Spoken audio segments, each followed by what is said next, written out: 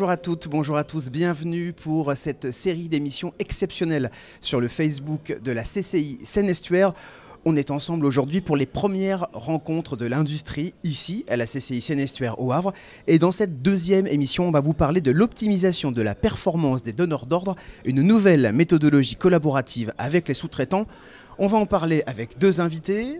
Mon invité fil rouge, Vestal Réau, vous êtes conseillère d'entreprise à la CCI Seine-Estuaire. Bonjour. Bonjour Guillaume. Et David Tubeuf de l'entreprise Chevron. Bonjour David. Bonjour Guillaume. On va parler ensemble dans quelques instants. Je commence avec vous, Vestal.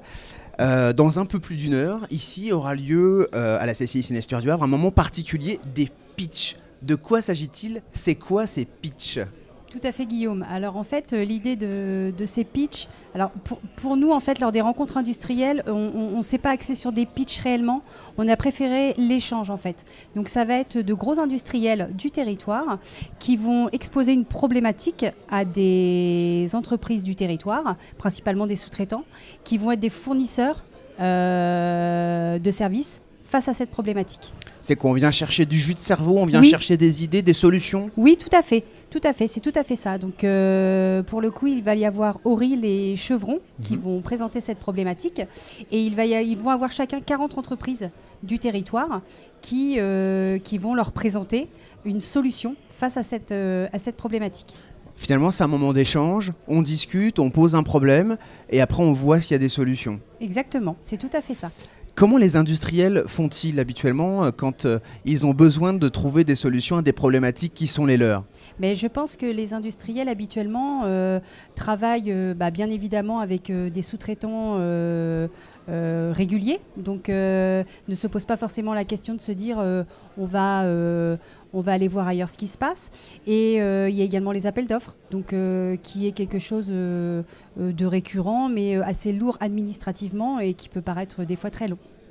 Et donc, cette solution, finalement, ce moment d'échange, il est quoi? Il est innovant pour la CCI Seine-Estuaire, il est innovant pour les industriels, il est innovant pour les sous-traitants? Il est à la fois innovant, mais aussi c'est de la nouveauté en termes d'échange. Je pense que pour les gros industriels, ça permet de créer une cohésion, une communauté industrielle à travers tout cela. Parce que ces industriels, ils sont quoi? Ils sont inaccessibles pour les sous-traitants? Ce moment-là, c'est aussi un moment pour ça peut paraître inaccessible, mais c'est ce qu'il en ressort. Tout du moins, c'est ce qu'il en ressort. Effectivement, ce qu'on peut appeler un donneur d'ordre peut paraître parfois inaccessible. Et du coup, ça ne permet pas de faire en sorte qu'on travaille les uns avec les autres. C'est ça. Alors on va en parler justement avec David Tubeuf, vous êtes de l'entreprise Chevron, vous êtes chargé des projets spéciaux pour l'entreprise Chevron. Est-ce que pour commencer en préambule, vous pouvez m'en dire un peu plus sur l'entreprise Chevron? Qu'est-ce qu'on fait chez Chevron? Oui.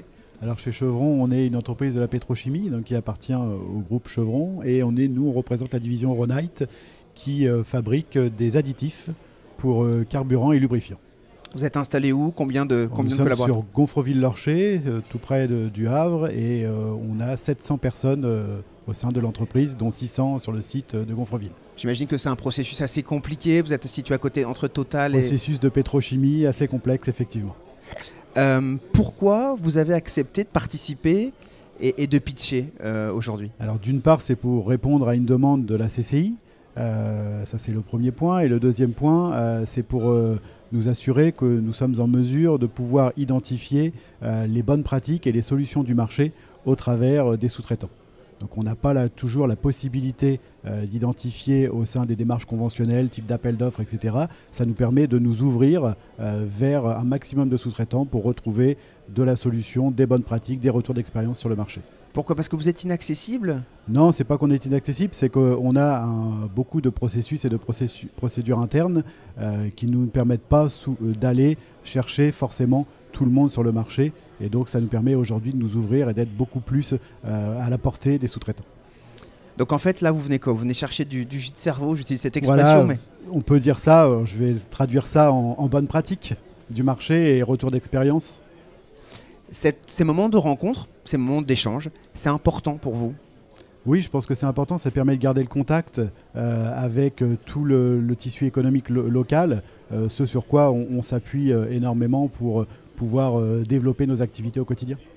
Bon, on va passer à ce moment particulier, la problématique. Quelle problématique vous allez exposer tout à l'heure? Nous, on va exposer 2 problématiques. La première problématique, elle concerne plus une problématique administrative. C'est comment améliorer le processus de facturation de transport. Donc là, c'est une problématique qui est très spécifique et qui tourne autour de l'administration. Donc solutions et systèmes pour améliorer tout ça. Donc c'est le contrôle et validation des factures en gros. Contrôle et validation des factures pour améliorer la performance. Et l'autre sujet qui est un sujet plus opérationnel, qui est l'amélioration du flux de camions sur un site de pétrochimie. Donc pour améliorer toutes les étapes et réduire le temps de présence d'un camion sur un site. Pourquoi c'est intéressant? Pourquoi c'est important? Moins on reste de temps sur un site, moins on interface avec des services qui sont concernés, donc plus on est efficace et performant au final. Et sur la contrôle et la gestion des factures, le contrôle et la gestion des factures, je crois qu'en ce moment vous faites ça en interne, c'est ça? Voilà, on fait ça en interne avec beaucoup de reprises manuelles et l'objectif c'est d'essayer de trouver des solutions qui soient plus entre guillemets optimum sans faire intervenir des ressources manuelles. C'est possible à optimiser? Il y a des solutions avec des systèmes d'information. Vous allez chercher ces informations-là? On va essayer de voir si des gens ont déjà traité ce type de problème, avec quels outils, et éventuellement nous aider à identifier des choses que nous n'aurions pas identifiées. Ça peut sembler être des problèmes simples pourtant. Ça peut paraître simple, mais quand vous voyez le nombre d'intervenants qui interagissent sur ce type de fonction, c'est assez impressionnant et en fait on perd du temps et notre objectif c'est de traiter une facture dans un minimum de temps possible pour être encore une fois le plus efficace possible. Parce que forcément quand on est une industrie c'est beaucoup de monde et tous les temps sont démultipliés, donc vous avez tout intérêt à optimiser. Exactement. Qu'est-ce que vous espérez de ces pitchs? Qu'est-ce que vous espérez des échanges qui auront lieu dans une petite heure, d'un peu plus d'une heure? Alors moi ce que j'espère c'est de l'interaction. Aujourd'hui, quand vous faites appel à un processus conventionnel, vous avez un échange et vous avez une réponse.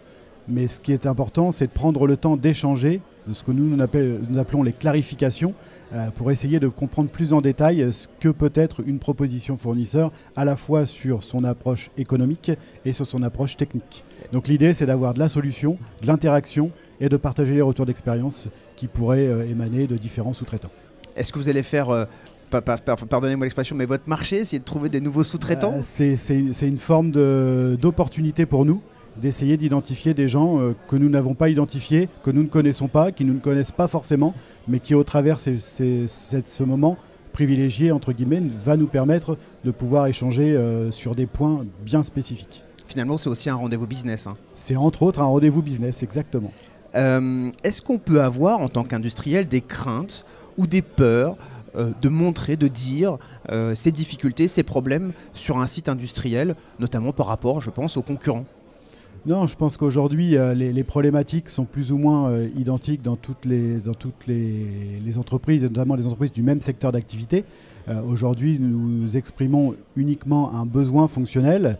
Il n'y a rien de confidentiel dans tout ça, pas de données chiffrées, pas de volume ou quoi que ce soit, ce sont uniquement un échange d'informations. Et si on doit aller plus loin, l'intérêt c'est de passer sur une approche un peu plus conventionnelle, de consultation, d'échange et éventuellement d'accord de confidentialité.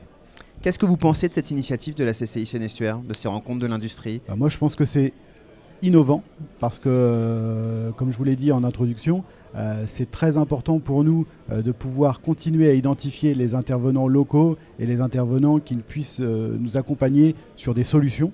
Et ça, je pense qu'il faut maintenir cette dynamique positive et volontaire plutôt que de s'appuyer sur des donneurs d'ordre qui, peut-être un jour, iront consulter une certaine partie du panel fournisseur. Est-ce que c'est aussi un moyen, ces rencontres de l'industrie, pour les industriels que vous êtes, de se digitaliser et de trouver des solutions qui sont en lien avec l'ère du temps, l'industrie 2.0, 3.0?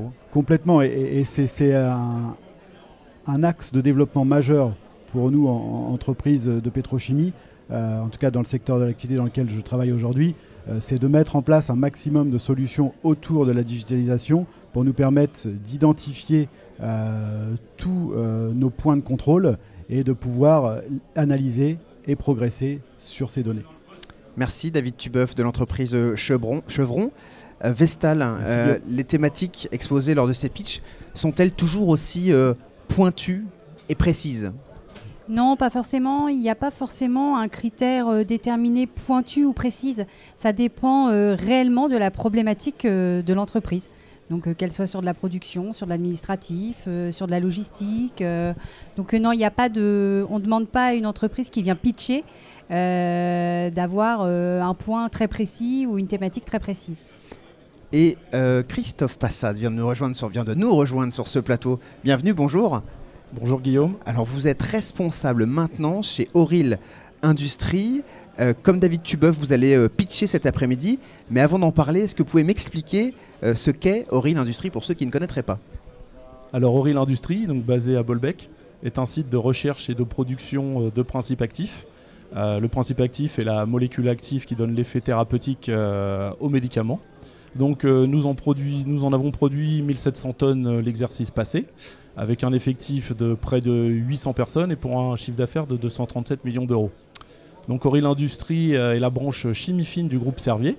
Groupe Servier étant le deuxième groupe pharmaceutique français, présent dans près de 150 pays à travers le monde, réalisant un chiffre d'affaires d'un peu plus de 4 milliards avec 21 700 collaborateurs. Et vous êtes situé à Bolbec. Tout à fait. Selon vous, qu'est-ce qu'attendent les donneurs d'ordre de leurs sous-traitants et inversement? Alors aujourd'hui, notre site est en pleine transformation pour améliorer sa compétitivité. Et donc nous cherchons à améliorer notre performance tout en intégrant notre démarche RSE. RSE, responsabilité sociétale de l'entreprise. Donc c'est un concept dans lequel les entreprises intègrent les préoccupations économiques, sociales, environnementales dans leurs activités. Et on souhaite intégrer l'ensemble des parties prenantes. C'est pourquoi nos prestataires, nous souhaitons développer avec eux ces recherches d'amélioration et voir comment on peut tous y gagner, dans une relation gagnant-gagnant. Bien sûr, c'est le thème de ces entretiens cet après-midi. Est-ce que finalement vous attendez aussi d'un sous-traitant un peu plus de fiabilité, de sécurité? Alors, ce que nous attendons de notre sous-traitant, c'est de l'intégrer dans nos démarches. Et donc, par exemple, je prends l'exemple de la sécurité dont vous venez de parler. C'est bien sûr qu'il respecte nos consignes, nos modes opératoires, nos règles, mais surtout qu'il s'intègre en tant qu'acteur et qu'il soit contributeur. Par exemple, il peut nous faire profiter de ses expériences pour que nous nous améliorons, nous grandissons. Et c'est bien là la plus-value qu'aura notre prestataire. Parlez-moi de votre problématique particulière de cet après-midi. Vous allez pitcher tout à l'heure. Quelle est votre problématique ? Alors, comme je vous l'ai dit, nous souhaitons développer notre performance donc avec nos prestataires. Donc, par exemple, sur la sécurité, nous avons déjà des choses qui sont en place, certains rituels, des causeries, etc. Par contre, pour la performance, tout reste à bâtir pour nous. Donc, je veux dire la mise en place d'indicateurs, de suivi, de rituels. Donc là, il y a beaucoup d'investissements des deux parties à poser. Et donc, lorsque vous avez un contrat, on va dire, de faible volume d'activité, ça peut être difficile pour l'entreprise d'investir du temps pour développer ce suivi, même si elle a à gagner elle aussi à la fin. Il s'agit quoi en fait? D'optimiser votre relation, de mettre en place des indicateurs de suivi, des choses comme ça qui vont permettre à chacun de pouvoir suivre l'activité de l'autre, c'est ça? Alors c'est tout à fait ça. Dans un premier temps déjà, c'est de créer de la transparence et de la confiance, car sans ça, on peut difficilement bâtir des choses. Donc il faut formaliser, il faut capitaliser, il faut analyser en fait toutes ces données pour pouvoir grandir et gagner la confiance. Il s'agit de petits groupes de travail, il s'agit parfois de PME, de PME. Comment vous travaillez localement? Alors tout à fait. Auril s'inscrit justement dans une démarche de travailler avec des entreprises locales, donc qui peuvent être des PME, des TPME. Et donc forcément pour eux, c'est pas forcément évident de dépenser du temps et de l'énergie à développer avec nous des indicateurs, des suivis, des rituels. C'est là la problématique. Comment vous faites habituellement quand vous avez besoin d'évoluer sur des pratiques comme celle-là? C'est quoi votre démarche habituelle quand vous n'avez pas ces rencontres de l'industrie? Alors justement, on travaille avec nos propres prestataires, on fait des réunions d'échange, on attend leur retour d'expérience, on écoute leurs attentes et on essaye de voir comment on peut développer. Mais aujourd'hui, il y a beaucoup de choses à bâtir, donc on souhaiterait sortir du cadre de nos prestataires habituels pour voir ce qui se fait ailleurs et autour. Donc vous allez présenter votre problématique et vous attendez à quoi? Un échange, une émulation? Alors exactement, c'est tout à fait des échanges d'expérience, car la problématique qu'Auril a aujourd'hui, forcément d'autres l'ont déjà rencontrée. Peut-être que certains ont trouvé la solution, on est preneur, tout à fait. Mais non, ce qu'on attend réellement, c'est des échanges, des expériences et puis des retours positifs, négatifs, afin de ne pas réinventer la poudre. Et les échanges finalement, les solutions, vous pensez les avoir plutôt du côté industriel, donc de vos amis industriels ici, ou des sous-traitants, ou d'un ensemble? Je pense que toute expérience est bonne à partager et que chacun dans son coin a la solution qui lui convient. Donc je pense qu'un mix des expériences de chacun nous permettra de trouver notre solution. Qu'est-ce que vous pensez de cette initiative de la CCI Seine-et-Estuaire, de ces premières rencontres de l'industrie? Alors je vous félicite pour cette solution innovante, car nous, ça nous permet de rencontrer d'autres personnes dans un cadre différent, sans avoir besoin de lancer la recherche, car le benchmark, c'est un peu quelque chose qu'on souhaite faire et qu'on commence à faire en ce moment. Mais là, vraiment, c'est une opportunité qu'on ne souhaitait pas manquer. Christophe Passade, Vestal Réau, je vous remercie beaucoup d'avoir accepté de répondre Guillaume à mes questions. C'est la fin de cette émission en direct. On se retrouve toujours en Facebook Live à 13h15 et à 15h, bien sûr. Ces émissions sont à revoir en replay sur le Facebook de la CCI Seine-et-Estuaire. Et bien, je vous dis à tout à l'heure.